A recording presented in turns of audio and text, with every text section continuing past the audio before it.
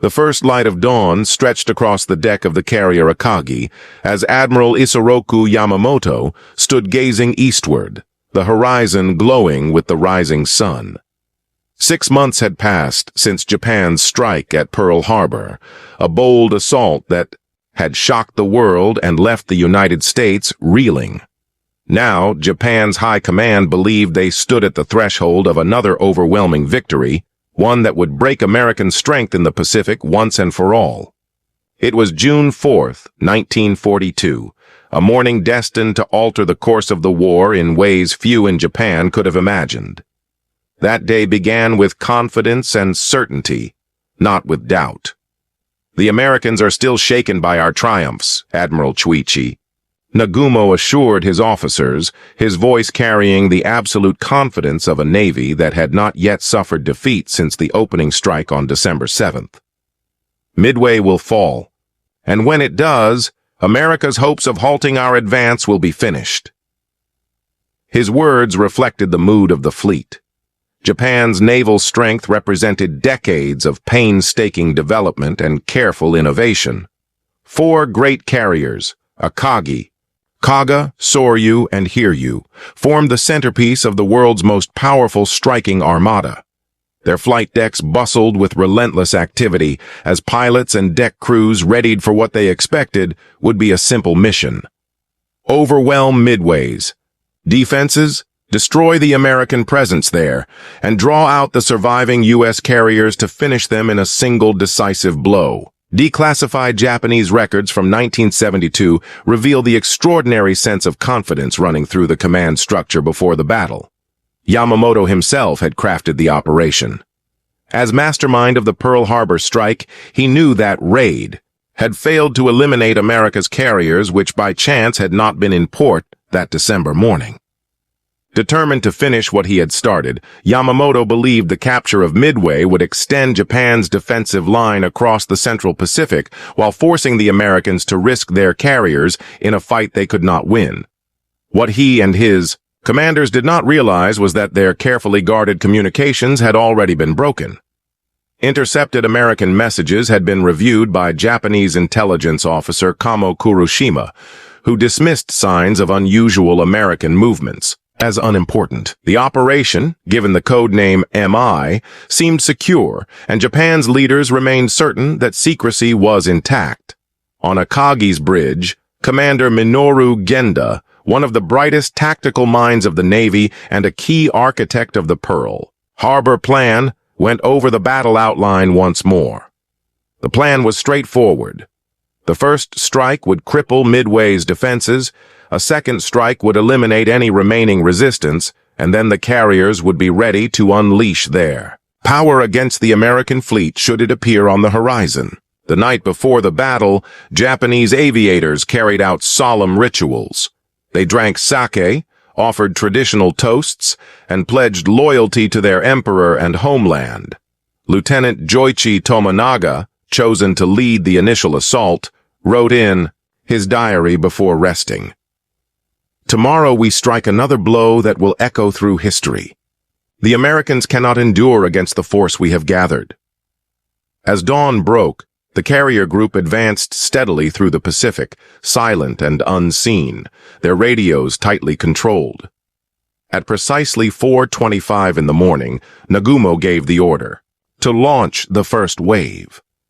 108 aircraft roared down the decks of the 4 carriers and lifted into the skies, their crews confident their mission was clear and victory inevitable. Yet unknown to them, the American carriers Yorktown, Enterprise, and Hornet were already concealed to the northeast of Midway, having been placed there by Admiral Chester Nimitz. The U.S. commander had acted on intelligence supplied by Station Hypo, the code-breaking unit that had deciphered Japan's plans. As Tomonaga's strike force disappeared into the distance, Nagumo remained calm, waiting for their reports, with the composure of a commander who trusted in Japan's unbroken record of success. For decades, the Imperial Navy had been undefeated in modern warfare, and there was no expectation that this day would be different. But at 5:55 a.m., Tomonaga's voice came through the radio, bringing the first tremor of unease to the Japanese command. Midway is heavily defended. Second, wave required.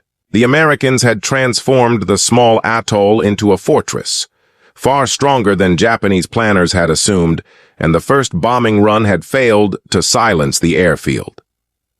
Now Nagumo faced his first major decision of the day. His reserve planes sat ready, loaded with torpedoes and armor-piercing bombs intended for use against enemy ships. To strike Midway again, they would need to be rearmed with high-explosive bombs designed for ground targets, a process that would take precious time and leave the carriers in a vulnerable state. Reports so far suggested no American carriers were nearby, but prudence demanded he keep his fleet prepared for every possibility. After a short deliberation, Nagumo made his choice. "Rearm for a second strike on Midway, clear the hangar decks," he ordered. Surviving officer Minoru Genda later described this as the first decisive mistake of the battle, a judgment he recorded in his memoirs published in 1968 under the title The Battle That Doomed Japan. Below the flight decks, crews began the grueling task of unloading torpedoes and replacing them with bombs suitable for land targets. The hangars grew crowded with fueled planes, scattered ordnance, and crews working under intense pressure. It was a routine hazard in carrier warfare, but it created a dangerous situation. One spark, one accident, could have devastating consequences. At 7:28 a.m., the calm broke. A scout plane from the cruiser Tone transmitted a message that instantly changed the character of the operation. 10 enemy ships sighted bearing 280 degrees, distance 240 miles. The late report from the scout plane, delayed because its launch had been 45 minutes behind schedule, struck Nagumo's command like a sudden and brutal shock.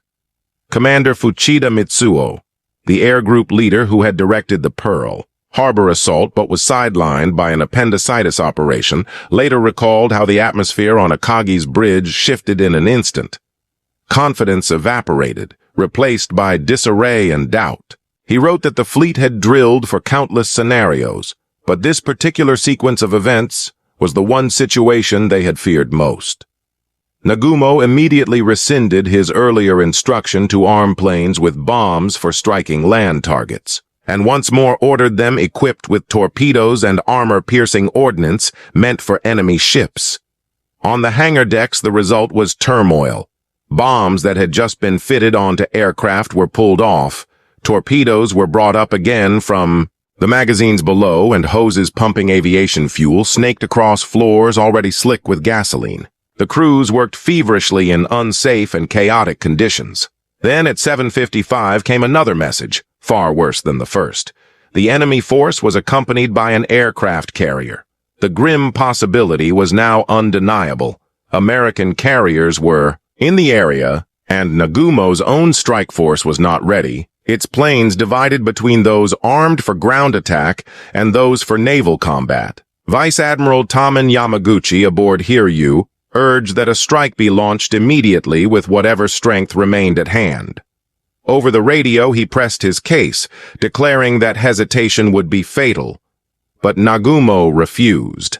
Bound by the doctrine of massed strength that had guided Japanese naval strategy for years, he insisted on waiting until the entire air group was armed and could be unleashed together. What had once been a reliable principle was now a crippling delay.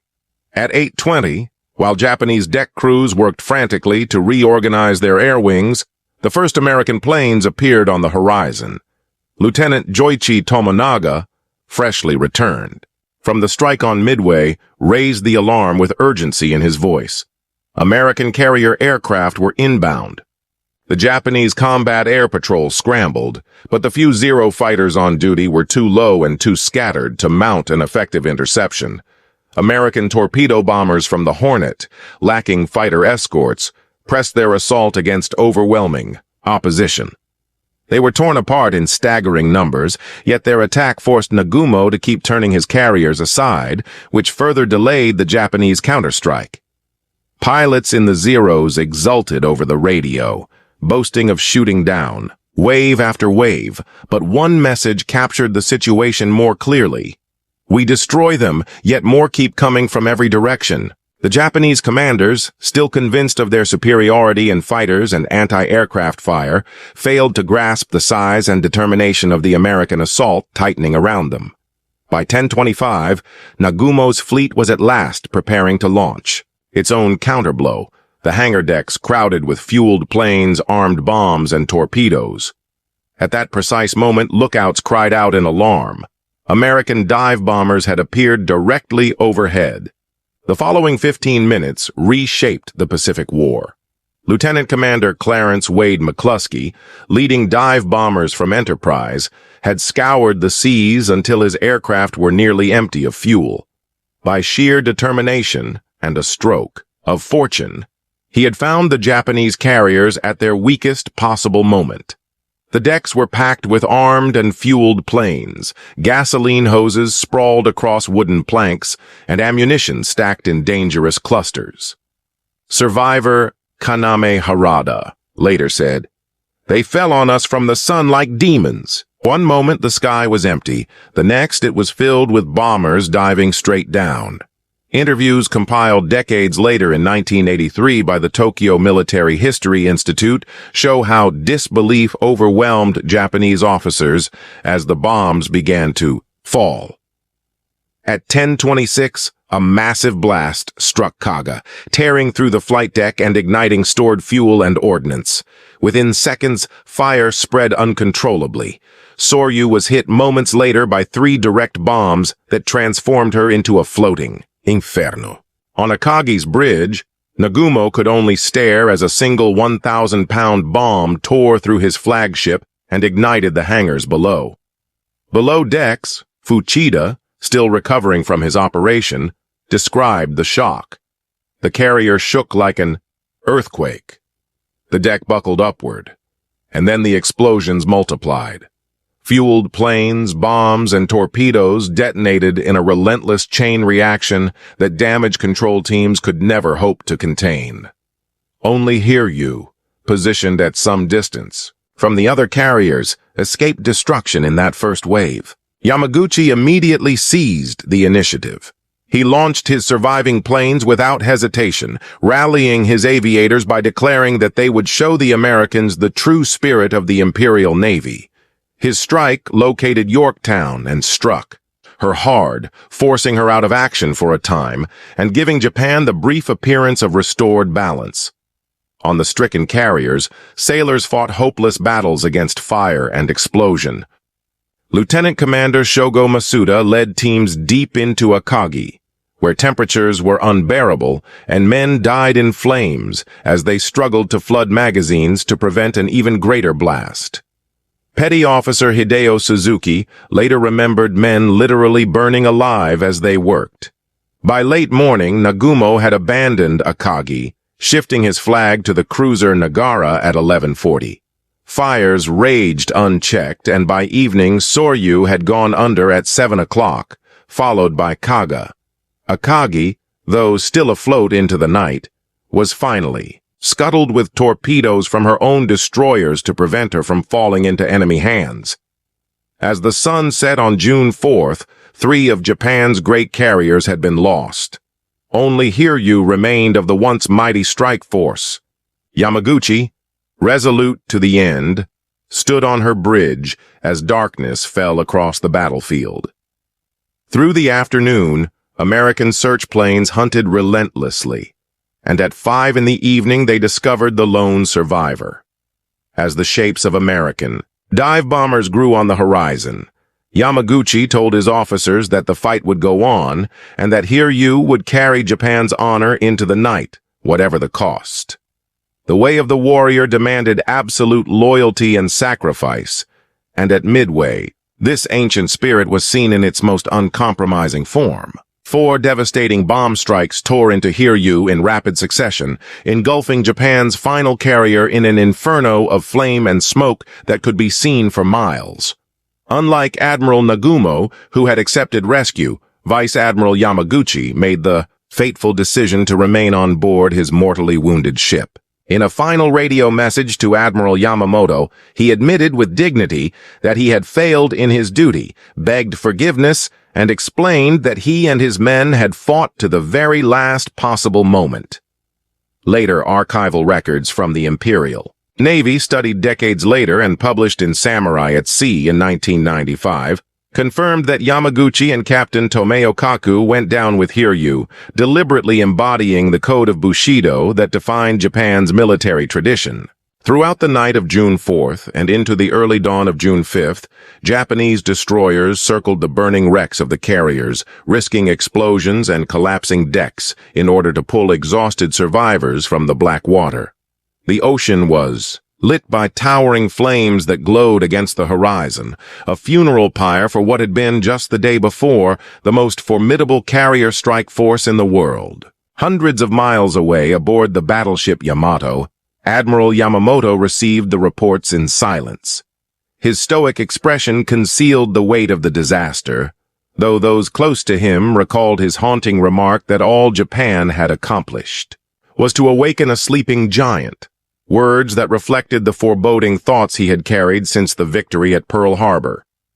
The battle, though devastating to Japan, had not been without American losses. Yorktown, already damaged heavily by Hiryu's counterattacks, was further crippled by a Japanese submarine and ultimately sank while being towed back toward Pearl Harbor. Yet even with this setback, the balance of power in the Pacific shifted permanently. 4 carriers and the highly trained air groups that had once spearheaded Japan's advance were gone, and with them hundreds of the Empire's most experienced aviators. Lieutenant Commander Shigeru Itaya, one of the few senior pilots to survive, drifted for 15 hours before being hauled onto the deck of the destroyer Nagumo. Later, in his memoirs, he described a moment that shook him deeply. Seasoned officers wept openly in front of their men, a display of despair he had never before witnessed in the Imperial Navy. In that moment, he realized that the defeat at Midway was beyond anything they could have imagined. When dawn broke on June 5th, the grim process of counting the dead and wounded began. Kaga had carried 2,539 men into battle. Only 821 survived. Akagi, once the pride of the fleet and Yamamoto's flagship, lost more than half her crew of 340.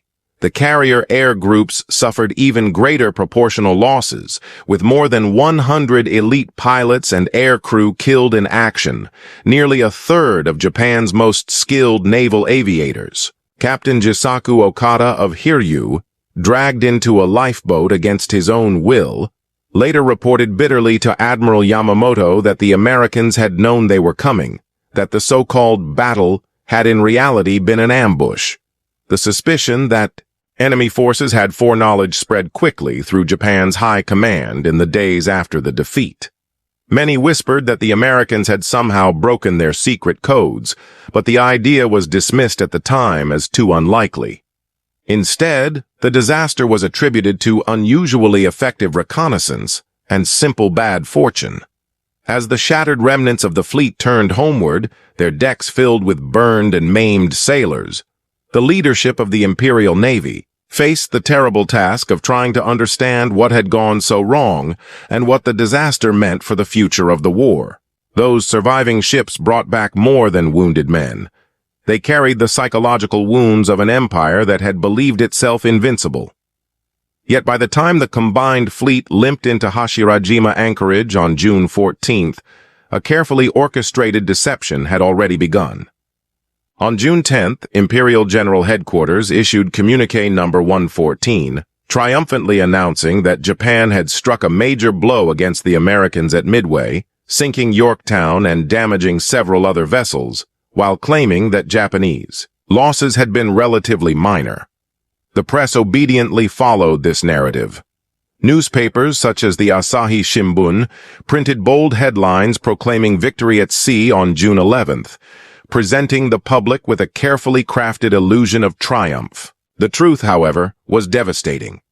Japan had lost Akagi, Kaga, Soryu, and Hiryu, along with 258 aircraft and more than 3,000 sailors and aviators. The most irreplaceable loss of all was the death of hundreds of veteran carrier pilots whose Years of training and experience could not simply be recreated overnight. In his private diary, Admiral Matome Ugaki, Yamamoto's chief of staff, admitted that this single catastrophe had rendered the Hawaii strategy meaningless and forced Japan to rethink the entire course of the war in the Pacific. Commander Mitsuo Fuchida, one of the senior officers who survived Midway, was summoned to the Imperial Palace to brief Emperor Hirohito. In his later writings, he confessed that he could not bear to describe the calamity in its full scale. Instead, he softened his report, emphasizing American losses while concealing the enormity of Japan's own disaster. This distortion extended beyond official reports into the very homes of grieving families. Relatives of sailors and airmen who had died at Midway received solemn notices declaring that their loved ones had perished in a glorious victory. For months afterward, the carriers that had sunk beneath the waves were still listed as active units on naval registries, creating the illusion that Japan's naval power remained unbroken. Lieutenant Commander Masatake Okumiya would later write with regret that Midway was the true turning point of the Pacific War. Yet it was a turning point the leadership refused to acknowledge. Planning for future operations continued as though the carrier force still existed, even as reality made their growing weakness impossible to hide. The strategic consequences were immense. In a single day, Japan's offensive capabilities had been destroyed. Plans to seize Midway itself were abandoned, as were ambitious operations targeting New Caledonia, Fiji, and Samoa. Yamamoto diverted what strength remained toward the Solomon Islands, hoping to slow the inevitable American advance. In Tokyo, shipyards accelerated construction of new carriers, but steel hulls alone were useless without the skilled pilots to fly from their decks. Training programs were expanded but watered down, cutting flying hours from 400 to only 275 per pilot. Commander Minoru Genda later reflected bitterly that after Midway they were teaching young men only how to fly airplanes, not how to fight in them, while across the ocean, American aviators improved with every clash in the skies. For the Japanese people, the truth about Midway would remain hidden until the war's end. What had been described to them as a tactical draw or even a victory was, in reality, the moment when Japan's long retreat across the Pacific began. Admiral Nagumo, relieved of his command after the defeat, wrote in his final report that fate had simply favored the enemy and that under different circumstances the result might have been different. This belief that Midway had been lost to chance rather than to American skill or Japanese miscalculation persisted for years in naval circles. But those who had stood on the decks of burning carriers, those who had seen comrades vanish into the dark sea, could not cling to comforting illusions. For them, the truth was undeniable. Midway had not merely been the loss of a battle. It was the shattering of an empire's ambition, the moment when Japan's vision of Pacific dominance slipped beneath